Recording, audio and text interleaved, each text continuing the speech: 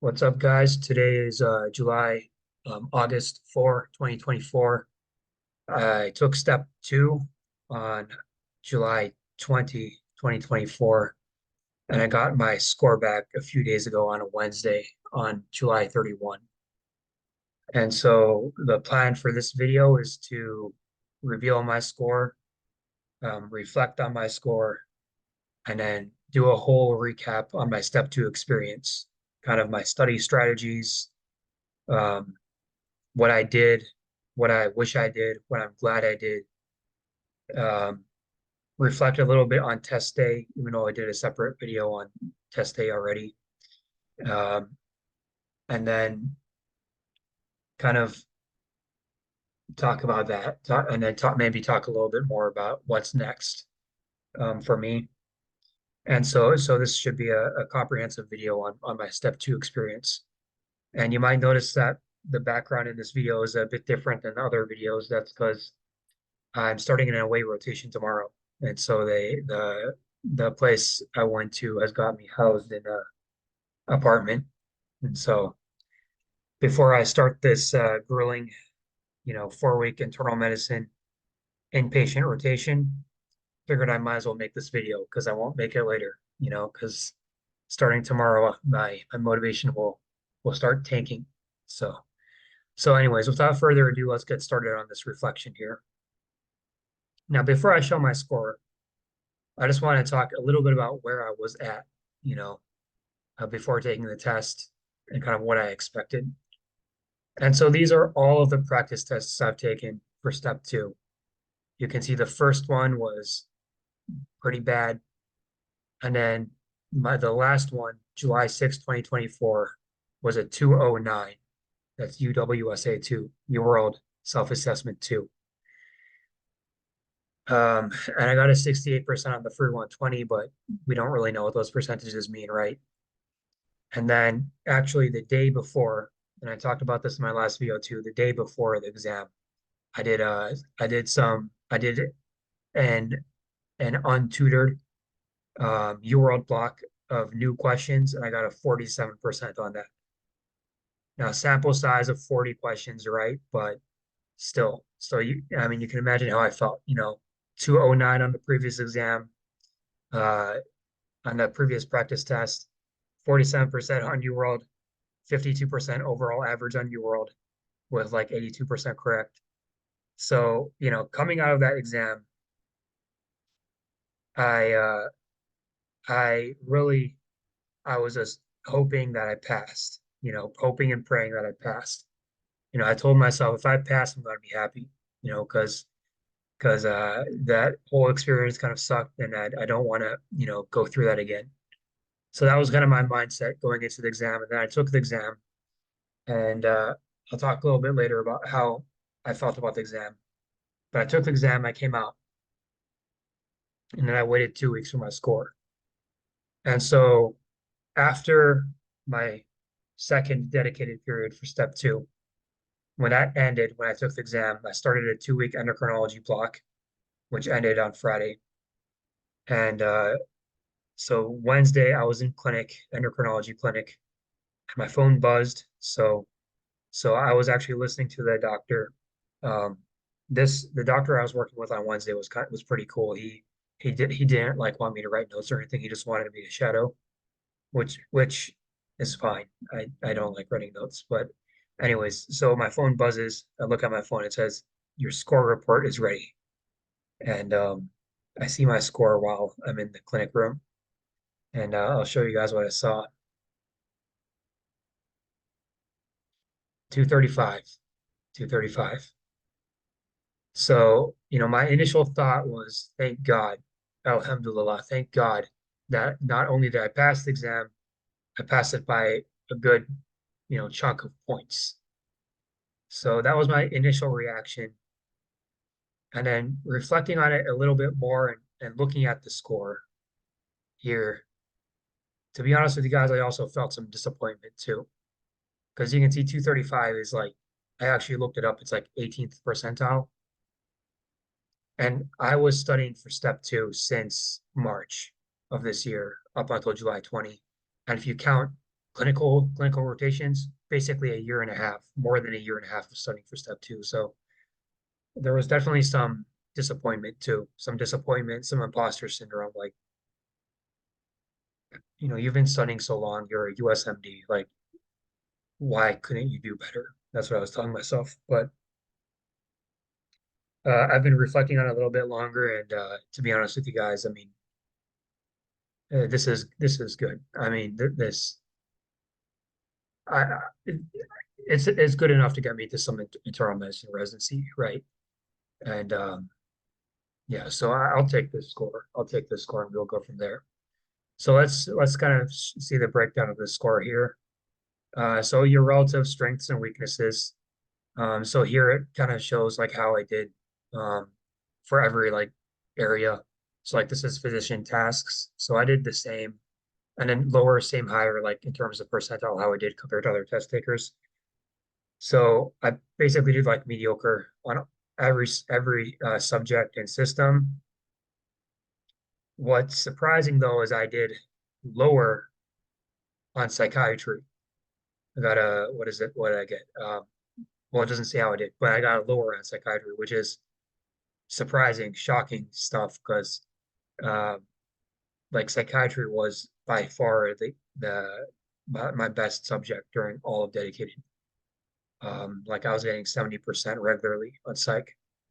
But I think that's probably just because I did all of UWorld. Psych was probably the only um, subject which I did all of UWorld for in clinical rotations, and then so when I was doing UWorld again, I was pretty much all the psych questions I was doing again. And then I also retook the shelf for psych last year, so I've been doing psych a lot, and so that's probably why I was doing better on my UWorld. But I was also doing pretty good with psych on NBME form, so I don't understand why it was lower. But you know what? That's fine. I mean, I would rather have a lower psych score than medicine, surgery, pediatrics, OB-GYN. Um, and then you can also kind of see the breakdown of like how the test is structured here, right? And you can also see it here. So like the most majority of the questions are medicine. After that, surgery, then peds, then OB-GYN, then psych. And that's pretty much how I remember it too. That's how I felt the test was structured. So psych, when I was taking the test, there was a lot of weird drug interaction questions, right? Um, and there's one drug in psych they love to ask about. They love to ask about side effects and all this stuff. So you guys, if you've been studying for step two, you know what I'm talking about. So yeah, and there was definitely a few psych questions. Well, pretty much the whole test. When I was taking, I was like, there was very few questions where I knew the answer. A lot of them I brought down to two questions. So a lot of it felt like pattern recognition. So, anyways, that's how I did. Um, so yeah. So now let's kind of talk about my study strategy, make this a full recap video. Okay. So starting with preclinicals, the first 1.5 years of medical school, uh, I underperformed in preclinicals. Um, so the way preclinicals is structured in my school, uh, there's two classes which have a 70% minimum to pass, and two classes which have an 80% minimum to pass. The two with the 70% minimum were anatomy and like physiology, pathophysiology. And then the other two classes were other crap like sociology, kind of clinical skills, stuff like that. So, and what I found during preclinicals was I was basically barely passing everything. I was barely making those 70% and 80% thresholds. And in my opinion, the way preclinicals is structured at my school is I wasn't a fan of it at all. Because at most schools they have like a block of cardiology, like 3 weeks we're only studying cardiology, 3 weeks we're only studying nephrology. And that's good, in my opinion. That would have been good for my school. Because if your preclinicals are structured like that, then you can study for step one on the side and you can watch like boards and beyond videos on the side. Mine wasn't like that. Mine preclinicals are broken down into like 3, 4 courses called well, I won't tell you what they're called, but they're broken down in like four courses of just mishmash garbage. That's my physiology, pathophysiology classes. And so I never knew like, oh, this is the subject we're studying right now, so I can maybe watch Boards and Beyond or something on the side, or some step one materials on the side, except for microbiology. That was grouped pretty well, and same with neurology. But and then on top of that, you're not only taking those classes, you have to also worry about anatomy at the same time. You have to worry about all this other stuff at the same time, like sociology. Sociology is an important, subject, but really what it boils down to, sociology is don't be an asshole. And so I must have had like 24 lectures, which were like, don't be an asshole, don't be an asshole to obese people, don't be an asshole to such and such groups of people. It's like obvious stuff, and it's just it, it was really annoying, that class, not because of the content, just because of all the garbage you have to do, like all of the small groups and like just when you're studying for all this other stuff.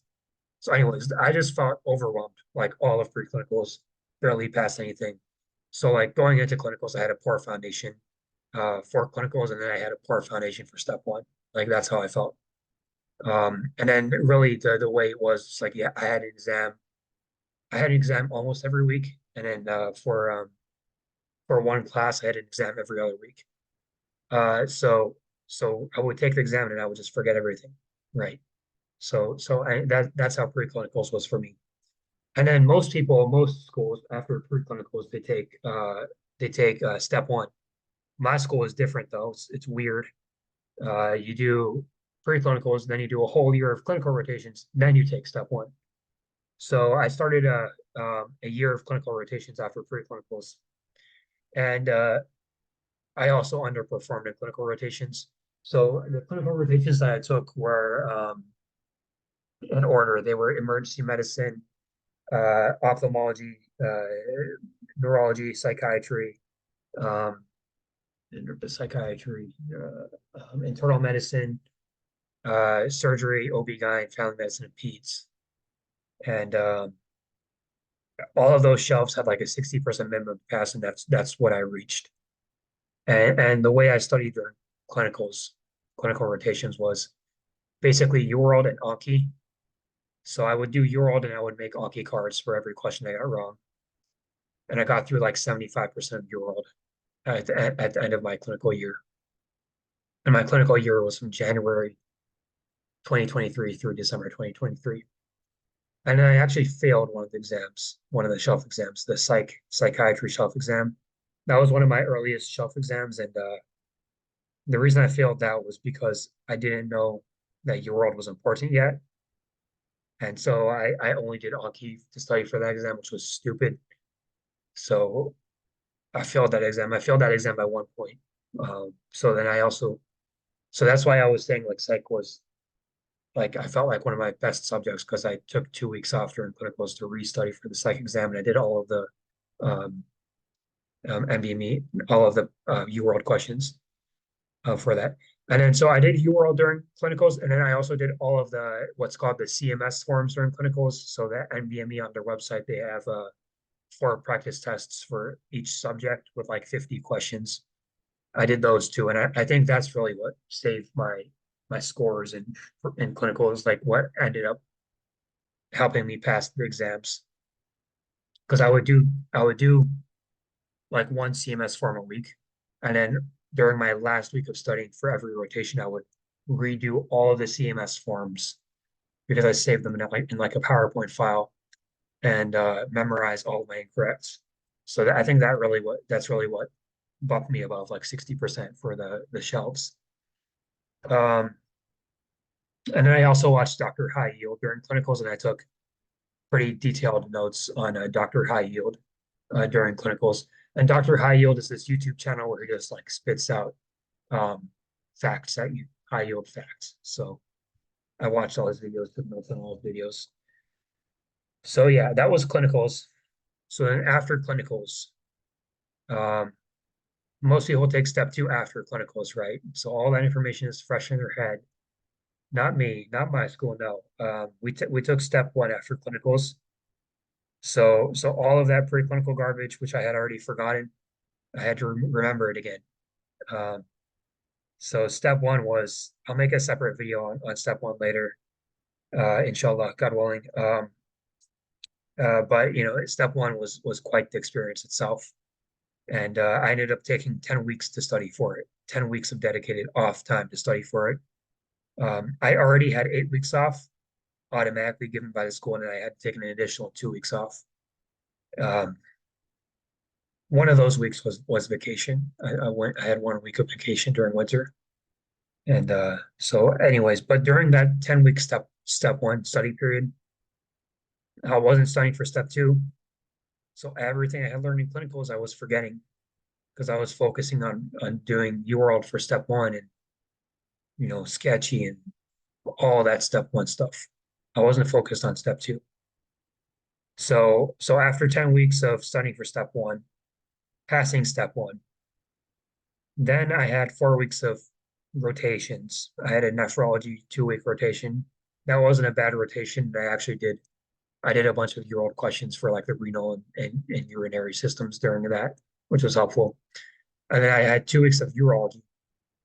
And urology at my school has an in-house exam. Uh, and so during that 2 weeks, I was also solely focused on urology and not any step two stuff. And so that was more time for my brain to rot, more time to forget step two stuff. So overall, I had 14 weeks after my last rotation in clinicals up until my dedicated period for step two. And during that 14 weeks, I forgot a lot of stuff. So that definitely contributed to, I feel like, a more difficult dedicated period for me. So now let's talk about my dedicated period. So how did I study during dedicated? I did UWorld. So, during clinicals, I had finished 75% of UWorld already. So once I started dedicated, I restarted UWorld. And then over my dedicated studying period, I got up to 85% of UWorld with an average of 52% correct. And for every UWorld question that I got wrong, I would make an Anki card. So it got up to the point where towards after like week four, I was doing at least like 1,000 Anki cards a day, and then technically I was doing like an hour and a half of Anki per day, but really because I got this procrastination issue. I don't know what it is. I mean, I can't just stare at a computer or stare at my phone for an hour and a half straight. Really, I was probably doing like 3 hours of Anki per day. Um, probably even more, if you count all the time spent scrolling other random garbage on my phone because I was too lazy to do my Anki cards. Um, so that sucked a lot of time out of my day, but it was worth it because how else are you supposed to remember stuff? Okay, so it was worth it. Um, and then CMS forms. So I redid all of it because during clinicals I saved all my CMS forms on PowerPoint because I wasn't gonna, waste money, pay MBME again for those forms. Fuck that. So I had all the CMS forms saved on my PowerPoint for personal use. I didn't share it with anybody else. So I redid all the CMS forms. Um, and then I also did the MBME practice exams. And I charted all of this in this Excel sheet here.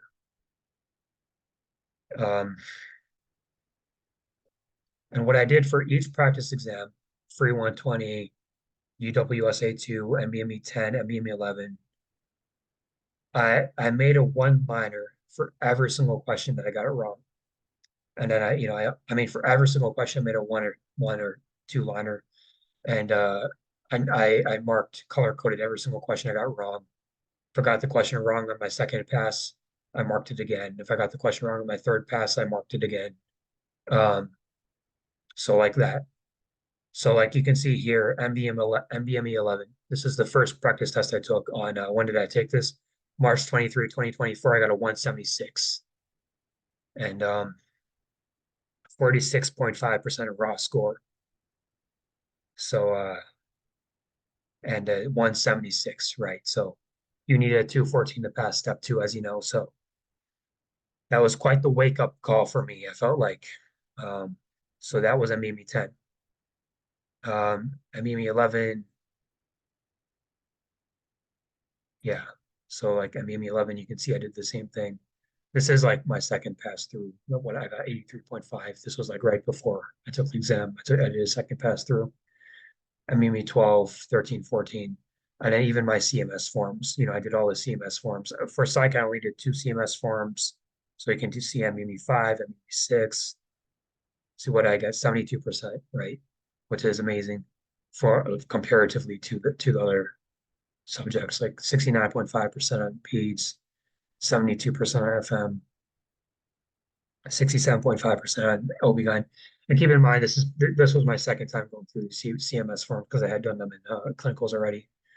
Surgery, let's see what I did, how I did on surgery. Yeah, 68. Okay. Internal medicine, 62%. Yeah. And then yeah, this was, and then even for UWorld, for all of my UWorld questions, I did a one-liner for every question I got wrong. For every question I did a one-liner. Just it was just part of my study strategy, I guess. So in terms of that's how I kind of logged, my studying. I used this Excel sheet and I did Anki for all the questions I got wrong. So I got Anki cards, for all of the practice exams and Anki cards for all the UWorld questions I got wrong. And then I also made like little notes to myself too on some of the ones I got wrong on multiple occasions. So like what did I say here? Do a better job of reading the question. The guy did not already have type 2 diabetes, mellitus. Pay attention, context clues. And if multiple answers are correct, there's a reason for that. Yeah, so yeah. This was a question where a dude had type 1 diabetes mellitus, which he treated with insulin. And then but the question stem had a bunch of diabetes drugs on there. But like I should have recognized immediately, like only one of these treats type 1 diabetes, and then the rest all treat type 2 diabetes. So if there's multiple correct answers, then what the hell? So then that's not the correct answer, right? So that's kind of so like that's an example of like a note I'm taking for myself, just like general test taking skills, because my test taking skills are shit. Okay, that's really been my problem since freaking high school. I mean, I study my ass off, I memorize randomish stuff, but test taking skills that was really what that's always something I've struggled with. Um, so anyways, first practice I get a 176. I panic, I email my school, I tell them because I only had 4 weeks off for step two at that point because I had used all of my time already. Um, and let me get some water one sec.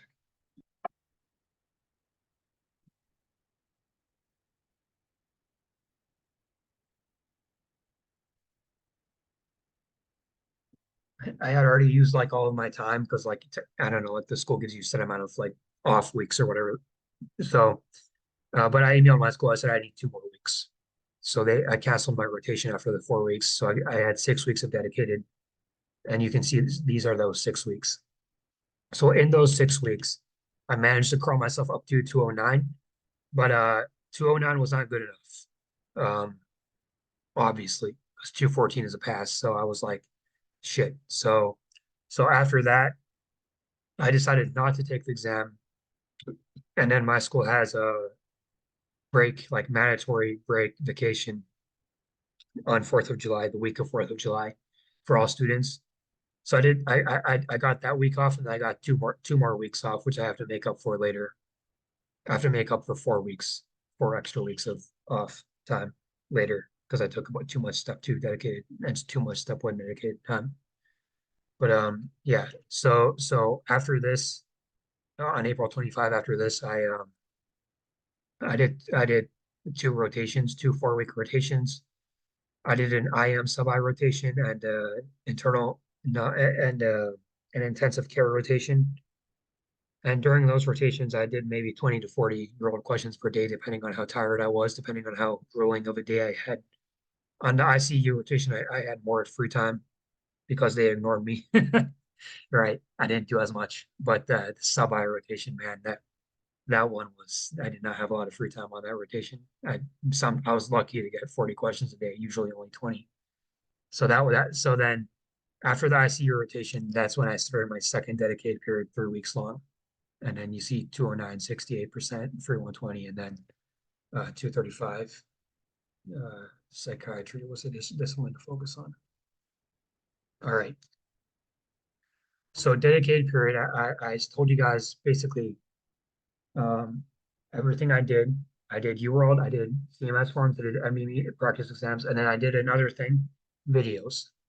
Um, so I watched this and I didn't get so I time management was a difficulty for me. So like I was only doing like 2 year-old blocks a day at first, and then towards the end of my dedicated, I barely had I only had time for like 1 year-old block. Um, so time management was an issue for me. So I never made enough time for content review. But during my last couple weeks, I made some time for content review, and I found some good content videos, especially on my last week too. Which are these? AJ Monix, AJMonics. He makes these high yield videos, but not like Dr. High Yield where he just spits stuff at you. He makes these like 200 questions in 30-minute videos. And all of those questions are like the highest yield stuff from both the CMS forums and from the UWorld.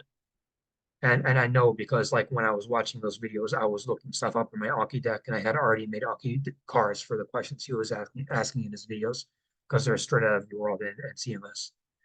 Um, so his videos, I watched his videos, and then I also watched some videos by Divine Intervention.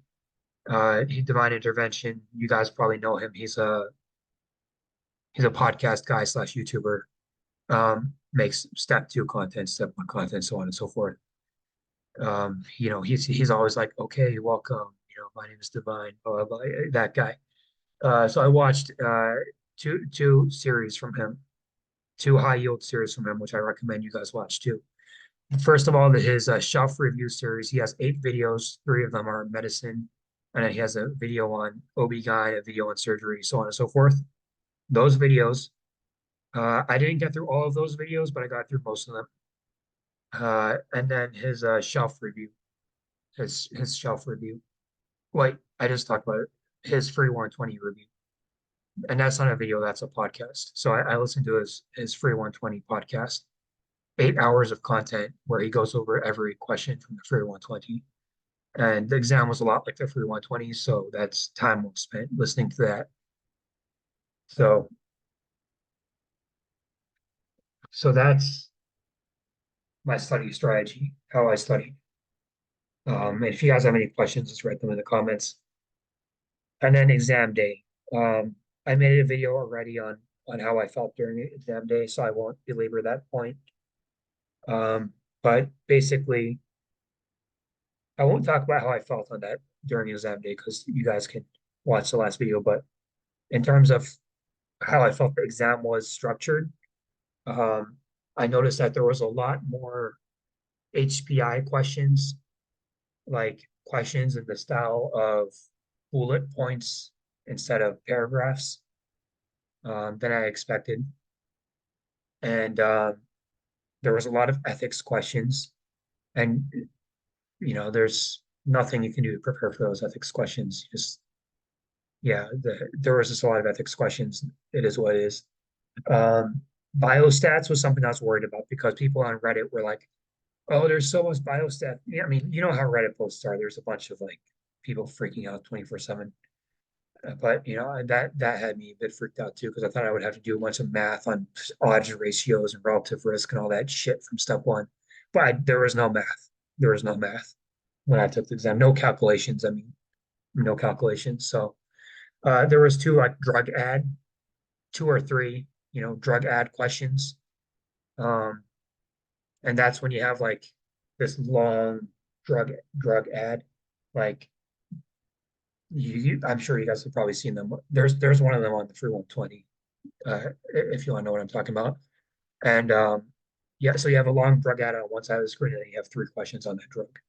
So I had a few of those questions, and overall, and then most of the questions, something I did, and I talked about this in my last video.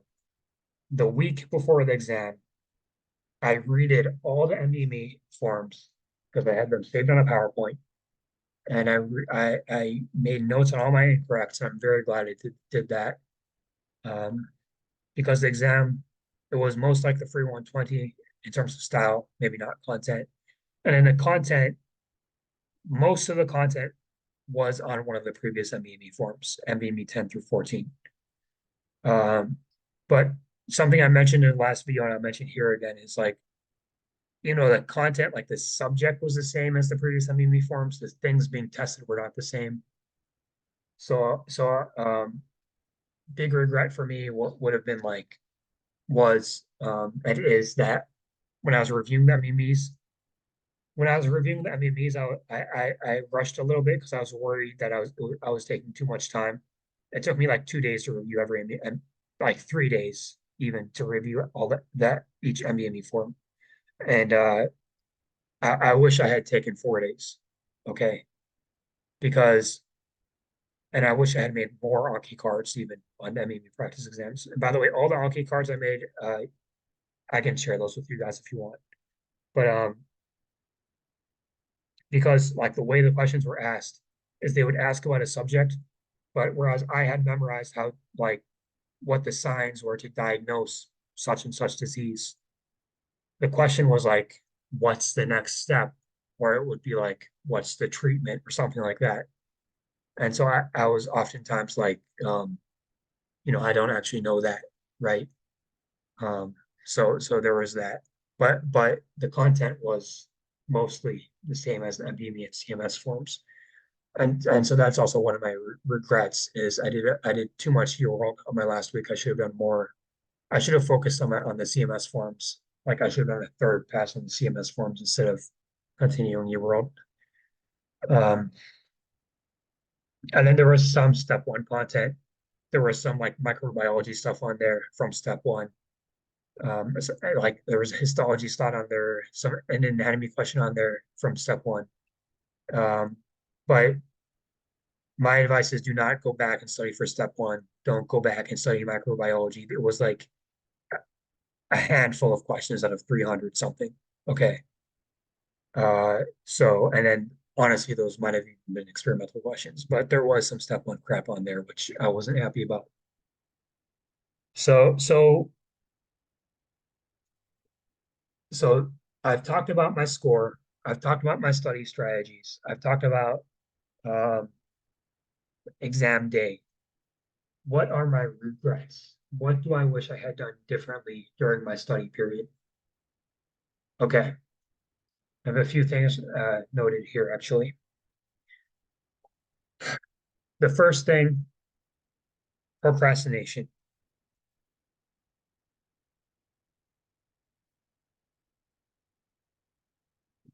I don't like studying.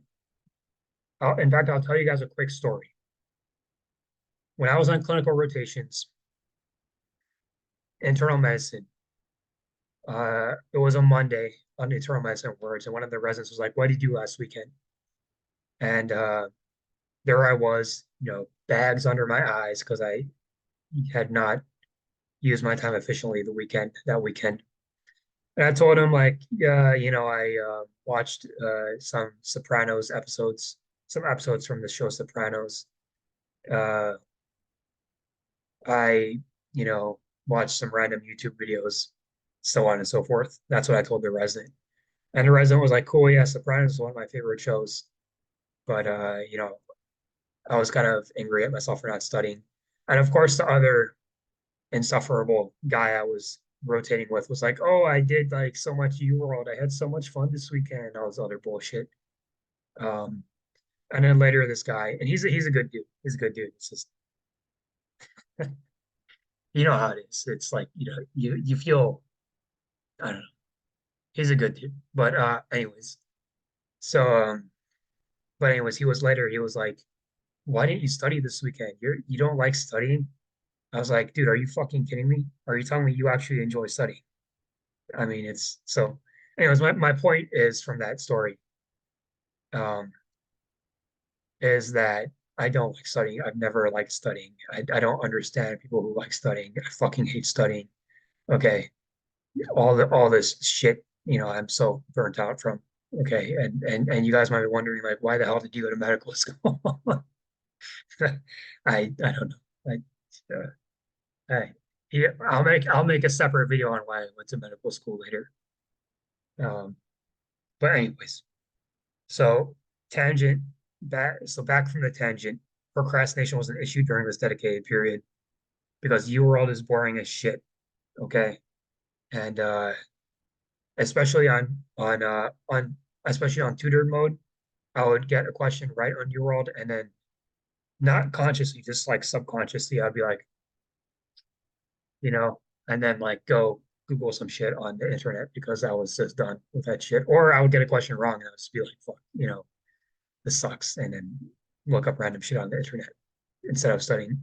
Uh, and then something else I did is I would watch movies. So I would have my phone like on the side whenever I was studying, and I would be watching like some movie on the side. And I watched a bunch of good movies actually during my dedicated period. I watched the Bourne trilogy. I watched like a bunch of good stuff on the waterfront. I watched some classic movies too. In fact, I even like made a list of like every movie I watched during my whole like dedicated period. ISS, After, Civil War, Due Date, Dreamcatcher, Jezebel, Finest Kind, The Judge, Gods and Generals. Lots of good movies.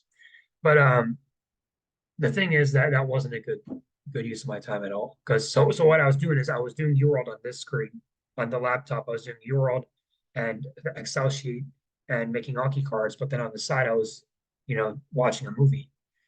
And my point is, there's no such thing as multitasking. Okay, and so really, I wasn't, I was trying to be passive about it, but I wasn't really being passive about it. Okay, and then even when I went to bed at night, instead of thinking about my study skills and study strategies, and instead of thinking about like questions I got wrong and like things I need to improve, I was thinking about whatever movie I watched. I was thinking about philosophical stuff. If I watched a deep movie or just whatever. Yeah, I wasn't thinking about that. So it wasn't a smart use of my time. Um, what I should have done, because UWorld is boring as shit, and same with Anki and all that stuff, is if I really have to have something else going on, I should have had like some kind of content review on my phone, like Divine Intervention or Dr. High Yield or something. And that way, if I at least I'm being distracted by something which is helpful. So that's my number one regret, procrastination. Uh, Anki took a very long time, like I talked about, and then I found, I'm a night owl. In fact, what time is it right now? 11:35 p.m. So that's just I don't sleep well at night, but in the mornings I'm groggy as hell. I don't like waking up in the morning. And so my step two schedule, I would sleep at like 4 a.m. and I would start Anki at 12 a.m. and I would do Anki until 4 a.m. And to be honest with you guys, that worked well with me. That worked well. Um, but like I said, I wish I wish I had watched some content review or something while doing the Anki on the laptop. Um, because the good thing about having something playing on my phone while I do Anki or UWorld is that at least I'm not looking up shit on my laptop. At least I have one thing on my laptop screen, and then that's what I'm distracted by, So at least on this screen, I'm working on what I'm supposed to be working on. Um, so like generally speaking, just more content review. So like the shelf videos, divine interventions, shelf videos, like the medicine shelf and stuff. In fact, I'll show you guys. So like my last week of dedicated, I watched his medicine shelf, and then I made notes on I made a line of notes for like every single thing he talked about on his medicine shelf review. Um, right. I wish I had started dedicated with this because one of the problems with dedicated was I never ever, neither in clinicals or dedicated, I didn't have like a book in my head or PowerPoint or something to like look back on some kind of content review to frame myself off of because I've only ever studied off of UWorld and Anki. And so I wish I had started dedicated with more content review. Like like in retrospect, I wish I had watched all of Divine's shelf reviews, shelf videos, and taken notes on them to start dedicated to have some kind of a baseline knowledge. So I wish I had done more content review earlier, is what I'm saying. Dr. High Yield was good for clinicals, but I don't think he was that good for dedicated. Um, even though his videos are high yield, I felt like they were kind of low yield for step two. Probably because his videos are kind of on the older side, so that made me folks probably like said, okay, I'm just not going to ask about all the stuff that Dr. High Yield points out now. Um, yeah, and then listening to stuff in the car. So I live like 30 minutes from campus, and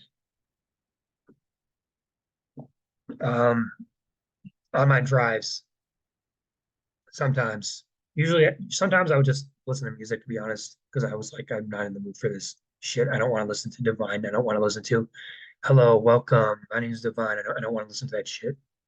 But I would try to force myself to listen to like Divine Intervention or an Emma Holiday video that I downloaded or something, something step two related. To be honest with you guys, it wasn't that helpful. I don't think it was that helpful. So yeah, don't feel bad for not listening to that kind of stuff in your car. Okay. So yeah. So regrets summarized, my regrets are procrastination, don't procrastinate, be more efficient with Anki, do more content review, and then and especially divine intervention because he's really good with filling content gaps. But you don't have to like listen to it all the time in your car, but just make sure you watch more content review videos. Um, yeah. So that's it. That's basically my recap of step two. I'm happy to answer any questions if you have any in the YouTube comments. Assuming YouTube shows your comment because I don't know why YouTube does this thing where like a bunch of the comments are like hidden, like I can't see them for some reason. I don't know. Um, so yeah.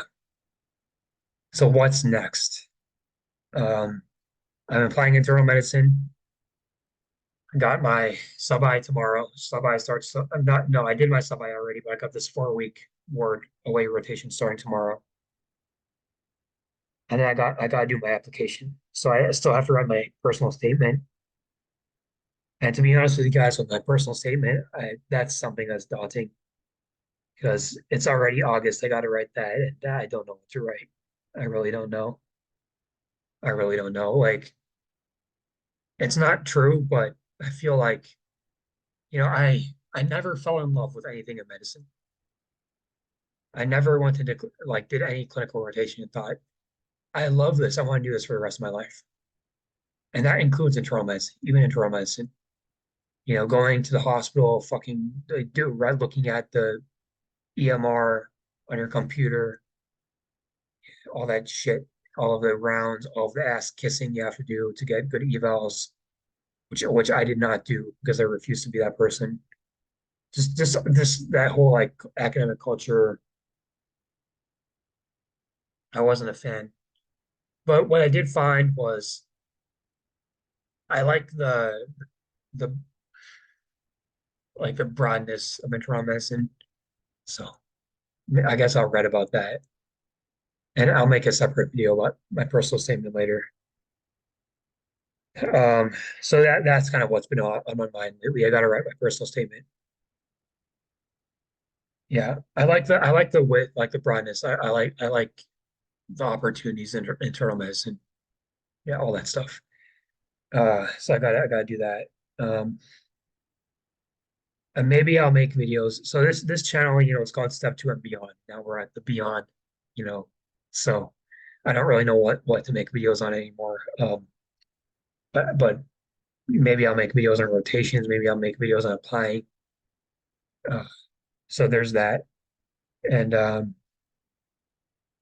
something I gotta do for my ERAS application is also pick up hobbies because I've really felt like I've lost myself for these last few years of medical school. Like I don't know, like I used to enjoy playing video games like back in high school, but like I can't remember the last time I turned on my console. I used to enjoy reading. I can't, I don't read that much anymore. So I gotta like talk about hobbies. I'm like, bro, like I don't have any hobbies. I just study all the time. But and I watch random movies and shit on my phone. Uh, not literally shit on my phone, like watch stuff on my phone, like watch random stuff on my phone is what I meant. Um, I don't know. So hopefully I'll have some time to like rediscover stuff I'm into. Yeah, it just feels fake, man. It feels fake. Like hobbies are just stuff that you do for fun, right? But like now I gotta like pick up activities I enjoy so I can talk about them on interviews and shit. Like this is fake. Like it's not a real hobby at that point. But whatever. I gotta like rediscover myself is what I'm saying. Like because I for the last um not for the last few years, all I've been doing is studying it, studying and studying. So I don't know. I don't know. And then step three, I was like, this isn't the end, folks. This isn't the end. We got step three. We got internal medicine for us in the future. So I'm sure that's gonna suck too. But you know, I got that on the horizon. But for now, I'm done. But I don't know. Should I do Aki for step three? Because I don't want to like forget everything, right? So I don't know. I don't know if I should keep up with my Aki cards. So yeah, but that was my step two experience, and over 8 months, not 8 months, from March to July, like what is that? 4 or 5 months. I went from 176 to 235. So, and that's how I did it. And if you guys are studying for step two, you probably are if you're watching this video. You can do it. You can do it. God willing, inshallah, you can do it. You just got to work hard. And this isn't easy, despite what all those medfluencers say, all of their shit about their, perfect morning routines and all that garbage. No, I mean this is torture. Studying for step two. Okay, it's torture, but you have to accept that. You have to say, I'm gonna torture myself today, and you have to do it. Okay, you got to accept it. It's hard work. You got to work hard. Okay, you got to work hard, and before you know it, you'll pass if you work hard. So work hard and you'll do well. Um, so good luck. Okay, if you're starting for step two, you can do it. You can do it, and don't feel free to reach out to me as well. I don't know how I'll help you, but I'm happy to help if I can. So all right. So yeah, thank you guys for watching. It's been a good journey, and I guess yeah. So thanks.